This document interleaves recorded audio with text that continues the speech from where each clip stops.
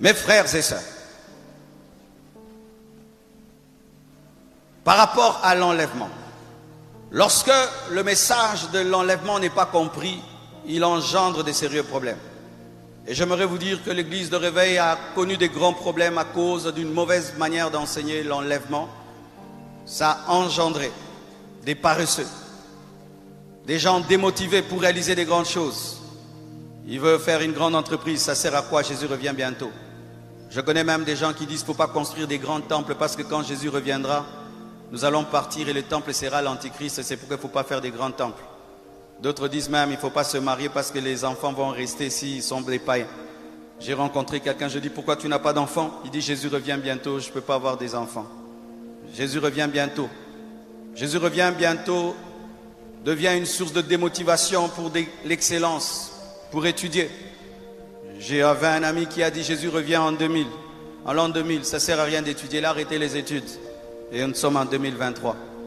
Vous imaginez ça? Il a arrêté d'étudier parce que Jésus revenait bientôt.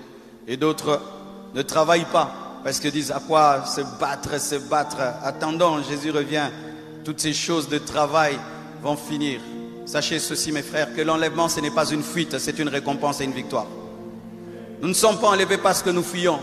Tu échoues sur la terre et tu dis Jésus au secours, viens me prendre. Non, tu réussis et il te trouve dans le succès, il te trouve dans la gloire. Amen. Le message de l'enlèvement, ce n'est pas un message des fouillards, c'est un message pour la récompense. Et beaucoup de gens veulent l'enlèvement, pas parce qu'ils aiment Jésus, parce qu'ils ont échoué dans la vie. Il a essayé à gauche, il a essayé à droite, il est démotivé, il ne fait rien d'extraordinaire dans la vie, il n'aime pas sa vie et puis il dit Jésus revient bientôt. Et ça engendre une église faible, un pays faible, une église déséquilibrée. Lorsque les gens sont déséquilibrés dans ce message, ils ne s'impliquent pas dans la gestion du pays. Ah, ces choses de politique, c'est pour les païens. Nous allons régner dans le millénium. Mais tu peux être gouverneur et encore gouverneur, non? Alléluia. Tu peux être gouverneur dans ce siècle-ci et gouverneur là-bas. Alléluia. Tu peux être grand dans ce temps-ci et grand là-bas. Alléluia. Tu peux faire des grandes choses maintenant et tu deviens grand là-bas. Mais beaucoup disent, ça ne sert à rien de faire des grandes choses en ce temps-ci. Je serai grand dans le millénium. Un déséquilibre. Ce déséquilibre engendre des chrétiens inutiles au monde, inutiles à leur famille. Il ne sait que prier, il ne sait que chanter. À part ça, il ne sait rien faire. Ça engendre des chrétiens spirites au lieu des chrétiens spirituels. Parce qu'il y a une différence entre la spiritualité et le spiritisme. Ça engendre des chrétiens enlevés avant l'enlèvement. Il est rêveur. Tu l'engages là, il peut même faire un accident. Il voyait des anges. Alléluia. Oui, c'est pourquoi des fois, on engage quelqu'un, vous dites il est charnel, mais lui il est consciencieux. Toi qui es très spirituel, tu es distrait au travail. Ça engendre des chrétiens asociaux, marginaux, des chrétiens pauvres, des chrétiens pauvres. Chercher l'argent, les choses du monde. Chercher ceci, les choses du monde. J'aimerais un peu t'expliquer le monde. Quand la Bible dit n'aimez pas le monde, on ne parle pas de la terre et du ciel. Quand on dit n'aimez pas le monde, c'est le mauvais système qu'il y a dans ce monde qui change le mal en bien.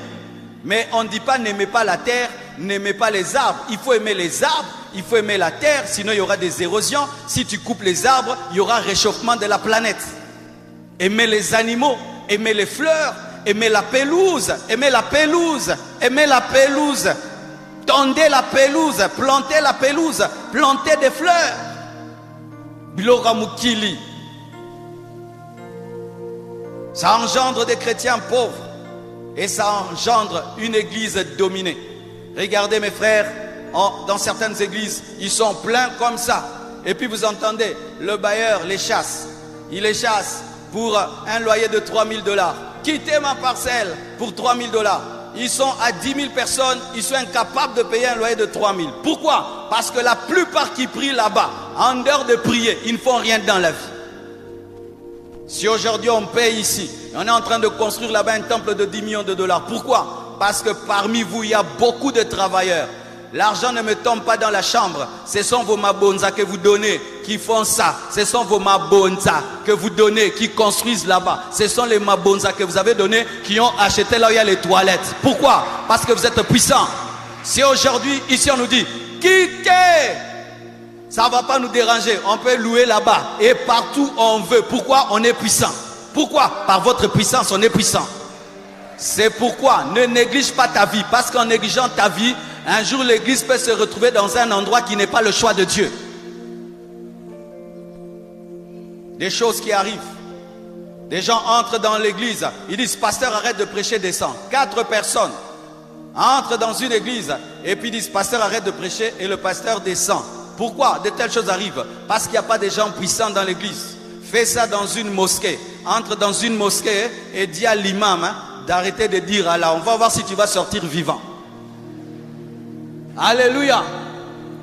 Frères et sœurs, une église des personnes qui refusent de travailler, de se battre dans la vie, sera écrasée, sera dominée, sera écrasée. C'est pourquoi lorsque Jésus-Christ voulait qu'on récupère son corps, qui a récupéré le corps de Jésus, c'était Joseph d'Arimathée. C'était un homme influent, un homme qui travaillait, un homme qui avait des contacts et des relations. Si pendant que je prêche ici, on m'arrête, qui ira intervenir? Ce sont les gens qui ont des connexions. Donc des gens qui ont travaillé dur jusqu'à avoir une position de parler, de dire libérez mon pasteur. Mais les autres, oh libérez, oh libérez. Il y a un pasteur qui a été arrêté quelque part. Mes frères, les fidèles pleuraient devant la prison tous les jours. Ils ne sortaient pas. Lorsqu'on a voulu tuer Paul, qui a révélé à Paul le piège? C'était son cousin qui travaillait à côté des hommes élevés. Frères et sœurs, soyez élevés, travaillez, soyez élevés. Même si Jésus revient bientôt, sois meilleur dans ton domaine. Même si Jésus revient bientôt, construis une grande maison. Même si Jésus revient bientôt, construis un grand temple. Même si Jésus revient bientôt, distingue dans tes études. Même si Jésus revient bientôt, marie-toi, fais des enfants et des mapassa. Même si Jésus revient bientôt, parfume-toi, vis dans l'excellence. Même si Jésus revient bientôt, aie des grands rêves, aie des projets dans 10 ans, dans 20 ans, dans 30 ans, dans 50 ans, dans 100 ans. Pourquoi? Il reviendra quand il veut. Je vis comme s'il revient aujourd'hui et je vis comme s'il reviendra quand il veut. Sinon, les chrétiens n'auront même pas de projet dans 20 ans, 50 ans. Un jour, j'écoute Angela Merkel parler dans 50 ans l'Allemagne. 50 ans l'Allemagne. Je dis, mais comment on fait des projets dans 50 ans? Jésus revient bientôt. Mais n'oubliez pas, mes frères et sœurs, que Paul disait, nous les vivants, nous serons transformés aujourd'hui les morts. Si je viens là, je dis la compassion dans 300 ans. Oh pasteur, l'incrédulité. Il ne faut pas faire des projets à long terme. Les chrétiens vivent au jour les jours, au jour les jours, parce que Jésus revient bientôt. Non, l'équilibre c'est quoi? Il vient aujourd'hui, il me prend. S'il ne vient pas aujourd'hui, j'ai fait des projets même dans 1000 ans, parce qu'il reviendra quand il veut. Donne-moi l'amen. Je sens dans mon esprit que beaucoup d'entre vous, vous n'avez même pas de projet de 100 ans. Oui, je viens de capter ça. Je viens de capter ça. Je viens de capter ça. Oui, vraiment, je viens de capter ça. Que beaucoup d'entre vous, vous n'avez pas de projet dans 100 ans. Si tu deviens dirigeant de ce pays, tu n'as pas un projet dans 100 ans. Tu ne vas pas prévoir l'après toi. Mais pour qu'une nation soit développée, il faudrait que celui qui dirige sache qu'après moi, il y aura quelqu'un, et puis quelqu'un, et puis quelqu'un, et puis quelqu'un. Mais si nous sommes dans Jésus revient bientôt, c'est après moi, il n'y a plus rien. Alors qu'après toi, il y aura quelque chose si Jésus ne revient pas. Faites des grands projets, planifiez des grandes choses, faites des grands projets, planifiez des grandes choses. Il peut revenir aujourd'hui ou il peut revenir après et après comme il veut. Personne ne connaît le jour, personne ne connaît l'heure. Il a bien dit, personne ne connaît le jour, personne ne connaît l'heure.